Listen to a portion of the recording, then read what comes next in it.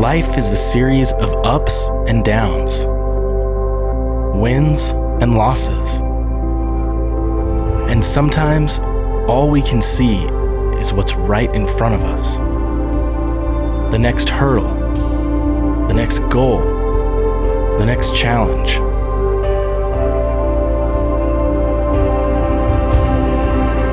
But there are moments when we realize that our triumphs and our struggles, our victories and our defeats have brought us to this very moment.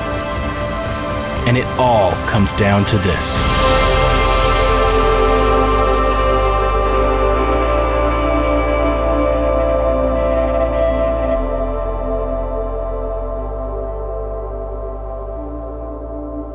Well, we're in the fourth part of a series called It All Comes Down to This. And so for this series, it all comes down to this. For us, if you think back, and some of you may remember this, for others it is just a black and white video that maybe plays. There's a guy about 500 million years ago that lived, and he had these big black glasses, and he coached a team that nobody in the world would ever like up in Green Bay, Wisconsin. And one day, as he wanted his team to focus at the beginning of the year, he took and held up a football and he said, "Men, this is a football." And that year, that was their focus. His point was just simply this: hey, there's 1,000 different things to think about, but we are coming back to the basics. We are going to look at the one thing that matters most, and in the end, for him in that moment, it was this matters most. I think every now and then everybody has to do that. If you have a home, every now and then you just stop everything and say, everybody sit down for a minute, because here's what we're going to have to do. If you're in a business, every now and then that happens in a business. Wherever you are in life, there's just a few times in life where you say, everybody stop for a second. It all comes down to this. Well, that's kind of what we want to do this morning. So I want you to keep this in mind, and then I want to give you a second piece, okay? And then we're going to set it aside, and we're going to come back to it in a minute. A few years ago, I had 3 buddies, and we were driving on a evening. I think it was a Sunday evening, and it was raining, and there was traffic everywhere. There was a little bit of fog in the air. You know how it is when you're driving and everything kind of just glows, like all the other lights just bounce off all the rain and the fog. It was that kind of night. Me and 3 buddies were going to do something that is very spiritual and very important. We were going to a fantasy football draft at a little sports bar across town. We were all amped up and talking about it and acting all geeky, because that's what some people do. And as we're on our way, we pull up to this intersection, and we're running a little bit late, and we're supposed to be getting this whole thing together, and there's a place with a wall with this huge poster, and there's stuff already ordered. We're supposed to be the ones making it happen. We stop, and traffic just stops all around us. Over there, 6 lanes going that way, and us just stuck. And the reason was there was this car, like a 1970-something Impala, just huge. It was about the size of all of your cars combined. And it was stopped about 10 feet out into the intersection, and all the traffic that was coming the other way was honking their horns, and some of them were waving because they care about others. And we were behind that car, and it wasn't moving, and nothing was happening. And as we sat there for a minute, you kind of go, what do I do? What do I do? Should we go around? But then there's traffic turning this way, and you're going to get... So finally, I was driving, and I put the car in drive, and I looked, and it looked like there was a little white-haired lady somewhere between 120 and 160 years old that wasn't driving that car, but was sitting behind the steering wheel of that car. And so then my compassionate side kicked in more than my geeky side wanting to get to fantasy draft. And so I got out in the rain, had on my good shoes, which that bothered me because I hate getting my good shoes wet. Walked up, knocked on the door, and she looked, and you couldn't really see her too well because there was water all on the glass, because I don't know if I mentioned it was raining. And she looked over, and I was like, and she was like, so I was trying to talk really loudly, but there was still a lot of honking and waving going on. And all I needed to do was, I suspect in her car, remember what that was like? Roll your window down. And she was sitting there like, I don't know who you are or why you're knocking on my car window, but leave me alone. And I just wanted to help. And finally, she cracked her window and I said, "Are you okay?" And she said, "No." And then I realized that was a dumb question, because if you're like 138 years old and you're sitting with oncoming traffic on a rainy night in a car that probably weighs 5,000 or 6,000 pounds, you are not okay. I said, "What's the matter?" And she said, "I don't know." And I said, "Well, have you called somebody to help you?" And she just looked at me like I was crazy. And then once again, it hit me. If you're 169 years old, because she's aging quickly, she probably didn't have a cell phone, and even if she did, she wasn't going to use it sitting there. And I said, "Well, does your car run at all?" And she said, "No." And I said, "Well, is it out of gas?" And she said, "I don't know." And that's when I sensed I was going to have to do something different than what I was doing. And so I suggested to her, since there were probably 30 cars behind us backed up, we couldn't go that way. And since she had already gone out into an intersection, it seemed like the only way was to cross these 3 lanes and those 3 lanes and the turn lane in the middle and try not to get killed. And so I did what any logical human being, any red-blooded American man would do. I ran back to the guys in my car and said, "Get out, because you're going to have to push this car. And I'm going to encourage the 197-year-old lady." And so I tried to tell her, "Hey, we can help, and there's a gas station over there, but I need you just to point that direction and go for it. And if you'll put your car in N, and if you'll do that, we'll push it across and it's going to be okay." And so I stopped traffic, and 3 guys got behind, and one 214-year-old lady started going. And about 5 steps in, as the guys finally got the 6,000-pound car moving, all of a sudden I heard cursing and crying out and stuff coming from the 3 guys. And instead of pushing the back like this, their hands were up here, and they had run in. And what I realized is, as soon as it started moving, she hit the brakes, because it kind of freaked her out. Well, I found this both horrible and wonderful at the same time. Now, there was still a lot of cursing and honking coming toward me now, but you've got to admit, that was a beautiful thing. This is a football, and that is a 263-year-old lady sitting in the middle of an intersection. If you could keep those 2 things in perspective, today I want to talk to you, it all comes down to this, about 2 words: supreme values. What is our greatest value in life, and how does that play out? We live in a world where choice is a big deal. People want a lot of choices. There was a day when people said, "Listen, we don't want either or, we want both and. We want less filling or great taste." And then somebody came up with something, and some would question whether it was either. But they made a lot of money saying, not less filling or great, but both. You can have both. There's companies that still say that. They say, if you want really quality engineered things at low prices, you can come to IKEA. And then if you can look at that picture and put together the 8,000 parts, you too. And so you can have both. And it may be neither to you, but they sell it as both. All through time, they said, "Do you want a car or do you want a truck?" And then one day they said, "You know what? I want both." So they made an SUV. Now you can have both. And some of you say, "Well, that's neither." I know, that's the way you can look at it. But they say you have both. And then they said SUV's not enough. It's still not. What about a crossover? And so we try to say either or. That's old school. We are both and in our society. I want both. As a matter of fact, there was a group once that they sang a song. It said, "I want it all and I want it now." Because that's the way our society works. Oddly enough, the guy who recorded that song never played it live. He wanted it all and he wanted it now. Unfortunately for him, between the time it was recorded and ever performed live, he passed away. He died of AIDS. His name was Freddie Mercury. Some of you might remember he had a little career thing going at one point. I want it all and I want it now. And I'll be honest with you, when I hear that, I go, yeah. What's wrong with that? And that's what I want to land on today when we talk about either or both and. I tend to want both and, but sometimes both and is not as ingenious as it would seem.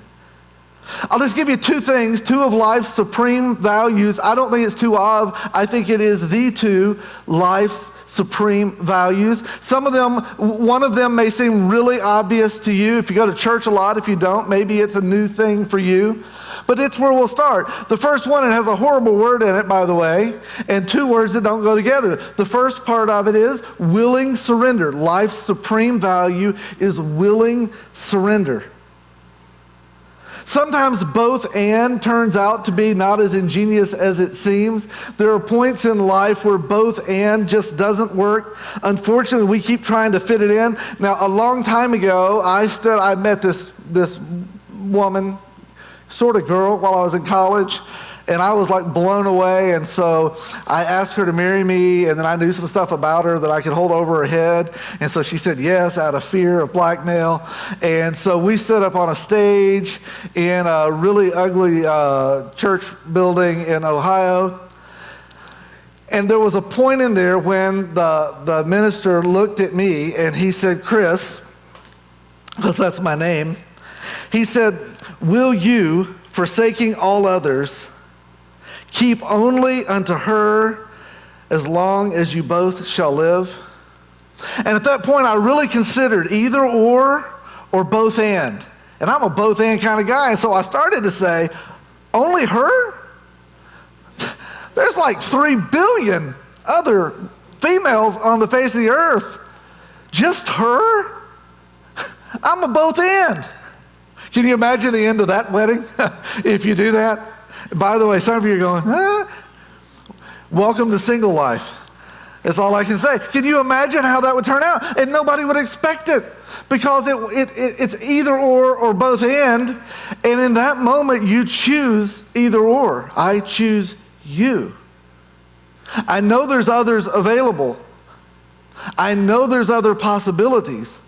But part of what marriage is saying, I legitimately vow before God to set my life apart for you and you alone. It's just the way it is. Unfortunately, that way of life has kind of been pushed to the back. All through the Bible, there are times when there's these moments where they run through all the busyness of life, and every now and then they come back to this is a football moment. One of them was a guy named Moses, all the way back, way early in the Bible. And he makes a statement. He said, "I call heaven and earth to witness against you today that I have set before you life, death, blessings, and curses. Now choose life, so that you and your descendants may live." It was this is a football moment. He said, you got options. You can go and or both and. You can go either or both and, but I'm telling you, maybe you can't on this one. When it comes to God, choose life. Choose. Matter of fact, not long after him, one of the guys that followed him, a guy named Joshua, he looked at it and he said, now listen, this is the bottom line. This is a football moment. He said, if you are unwilling to serve the Lord, okay, but choose this day whom you will serve. Get in or out. Both and won't do. There's just some things in life you have to make a determination. How do I live my life? And this is an either or thing. And he just said choose. He didn't even try to convince them. He didn't say, you'll be horribly disappointed. You'll be an idiot if you don't. He said, listen, if you want to follow the Lord, then follow the Lord. But it's your choice. And then he finished with this little endorsement.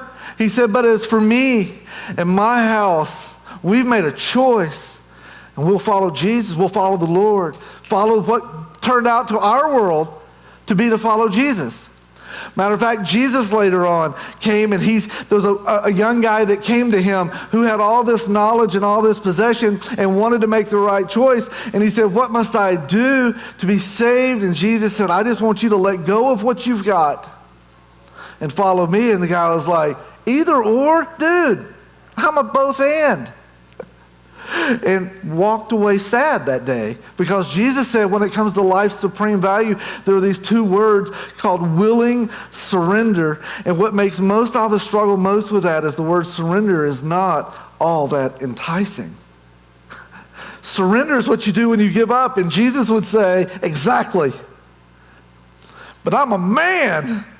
I don't give up. Then you don't follow Jesus, because following Jesus starts with this weird countercultural thing of saying, I give up on my ability to be all that I need to be, and I trust someone else. Trusting someone else is not the world's easiest thing to do, is it? Trusting anyone for anything is not part of our American way of life anymore. Mostly because people break trust all the time, but we're not talking about people. And so our first supreme value comes down to this decision, this willingness to open our hands and willingly surrender to God. It is literally the ability to say, I choose to follow you. Well, where is he going? That's just it. If he's in charge, then we follow. It's not a prayer you pray. It's not a step you take. It is literally an opening of your heart and your hands to follow, to surrender. Some of you hear me, you go, that's old story. Chris, I know that world. Been there, done that. That is my deal. You're talking about my jam. I know exactly what you mean. Well, I just want to say this to you. If that is you, way to go, way to go, way to go. That is not the end of your life. You may have figured that out. Maybe you're here today and that's something you've never reached a point where you could surrender to someone who knows your future better than you do.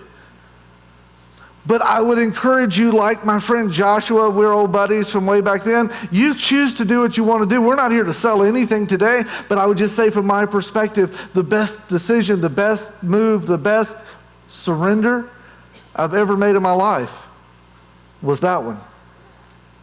The second supreme value, and it's much different than the first, and for many of you who've made that point in your life and you've become a follower of Jesus, the second one is not a once and done thing. The second one is one of those that plays out every day of your life, and it requires repeated placement of the value in your life. 2 Corinthians chapter 4 is a passage that I've been stuck on the last few weeks. As I read it over and over, it seems to hit me more and more. Look at it, we'll put it up on the screen, or if you're following along at ourjourney.news on message notes, you can follow it there. It starts this way in verse 16. It says, that is why we never give up. And so it jumps right into the middle of a thought, and the whole thought is based on this. Life is not as uncomplicated and easy as we try to paint it sometimes. I'm just going to follow Jesus and everything's going to be fine. Well, I'll give you this unfortunate part. You may be following Jesus and not feel like everything's going fine. There's this bizarre tension. The reason he said that's why we never give up is because there was a tension to give up. There was pressure all around. Matter of fact, some of these people, because of the decision they made to follow Jesus, they were suffering incredible persecution. But even beyond that, sometimes the issue is that God's not doing what we want him to do. I don't know if you've ever experienced this. Sometimes I pray and ask God to do things, and then it doesn't happen, and it ticks me off a little bit. Sometimes I tell God, oh, come on. I'm doing the best I can. Help me out.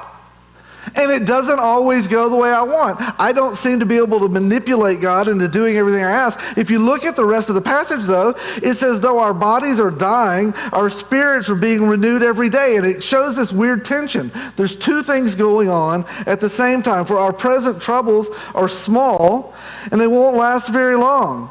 Now, if you're going through real difficulty, you're going to argue with that verse, the not last very long part. Some of you physically or financially or relationally are going through crap that you've been stuck in, and you would say, oh, it'll last a long time because mine has lasted what seems like forever.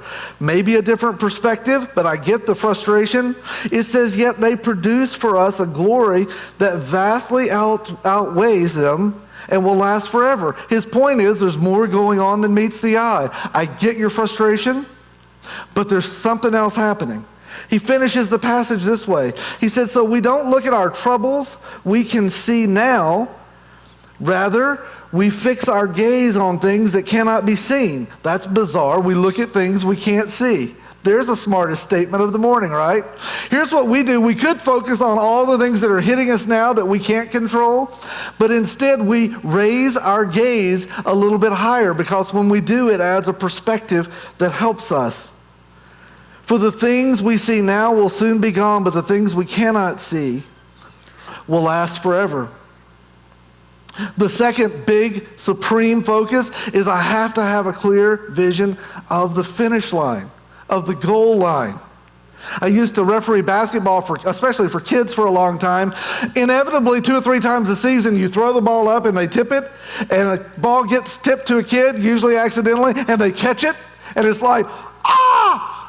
And then they turn and run to the other team's basket. Now, before you start, you always go, white, you're going to that basket.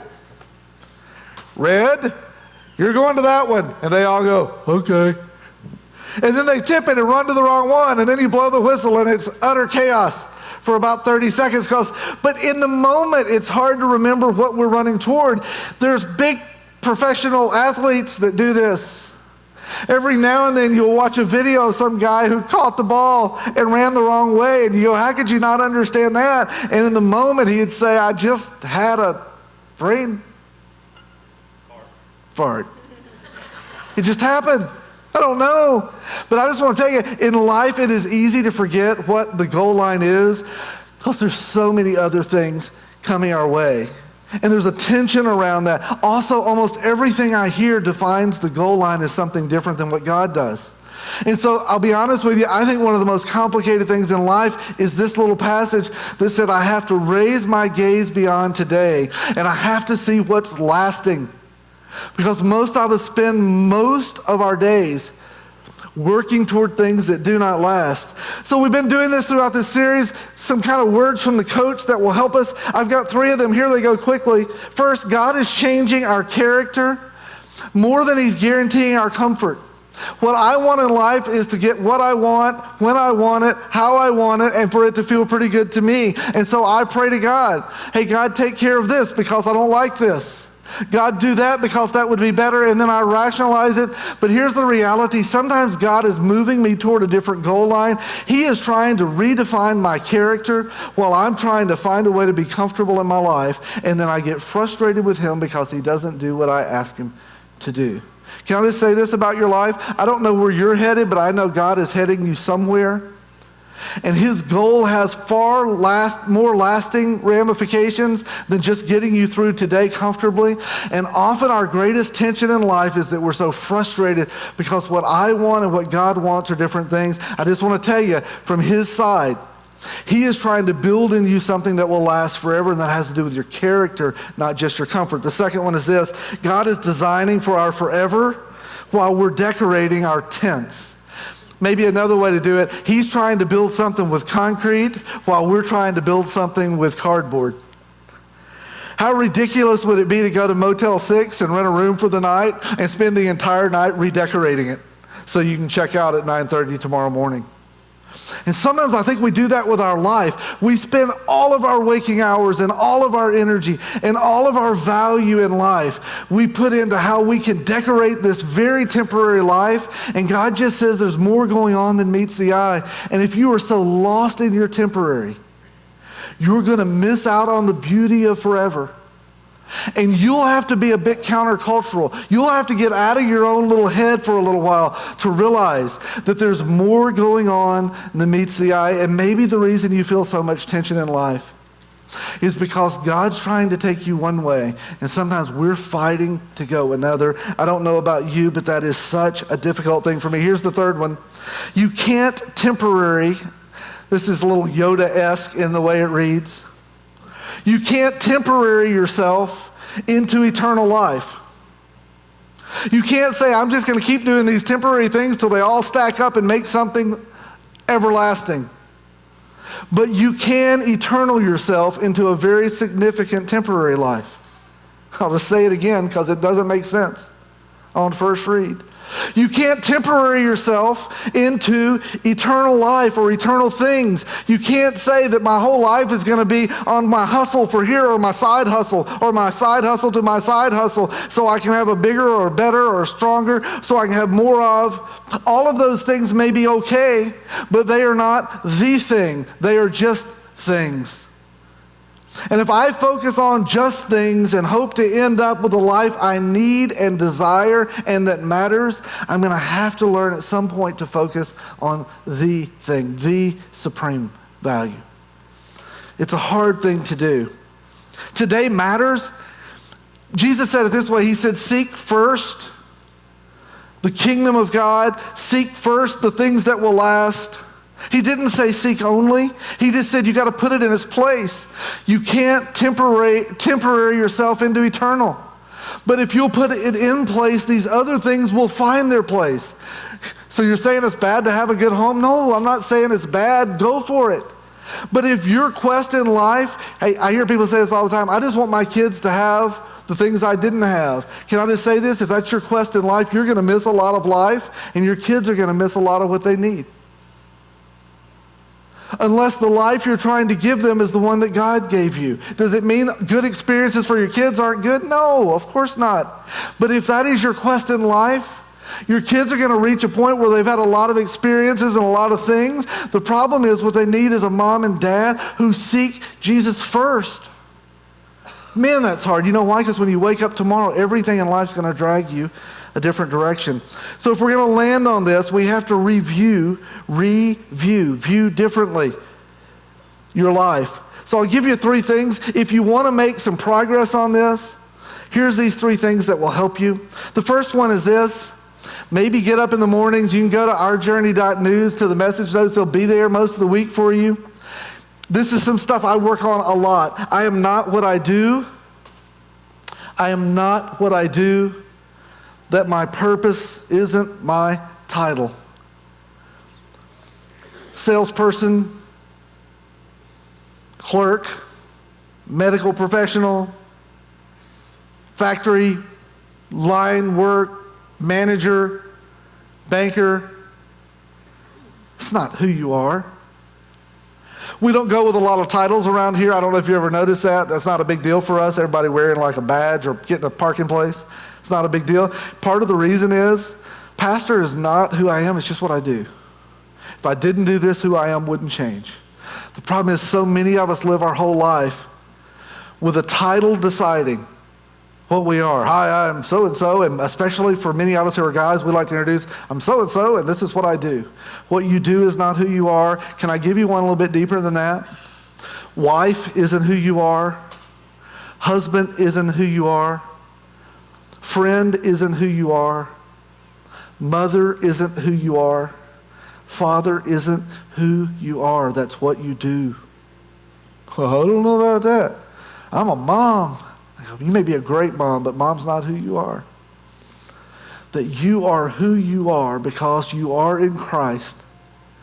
If, God forbid, you didn't have kids tomorrow, you would not cease to be. And some of us, all of our identity is so blown up in what we do. And I just want to tell you, you can't live for eternity if your title becomes who you are. Second one is this. Interruption to my plans aren't always a loss.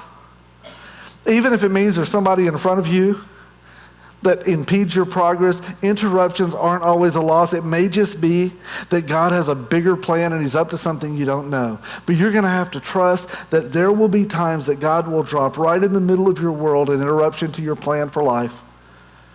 And you're going to probably be frustrated, and you may wave and honk too. But it doesn't mean it's always wrong. Third one is this. God is up to something far more significant than what you can see. You have to raise your gaze. You have to get up day after day and say there's more going on than meets the eye, and I trust the one to whom I surrendered. So when your boss is an idiot, and aren't they all, unless it's you, and then when your employees are idiots, and aren't they all? When the people around you, when your mother-in-law, when your next door neighbors, when the whole world pushes against, I just want to say, you may have to raise your gaze. Because God did not put you here to go to work tomorrow to make enough money to pay your bills, to get through another week or another month, although those are good things. It is not why you're on this earth. He has you here for a purpose, and he is trying to conform you into his image and make you who he made you to be. He won't waste his time. So a little old lady in the middle of the road Every time the guys pushed and she started rolling, she felt out of control. And so every time she felt out of control, she'd put her foot on the brakes, and the guys would curse a lot and did it over and over. And I would say, hey, ma'am, just point toward that and hang on till we get up there. But the guys have got to push. And she would nod her head, and then we would push and go 5 feet, and you could see the red lights in the back of the car. Wham! And then you'd see the guys slide the wet hands up, and they'd be like, Chris, tell her! It is hard when you are moving in a way that you did not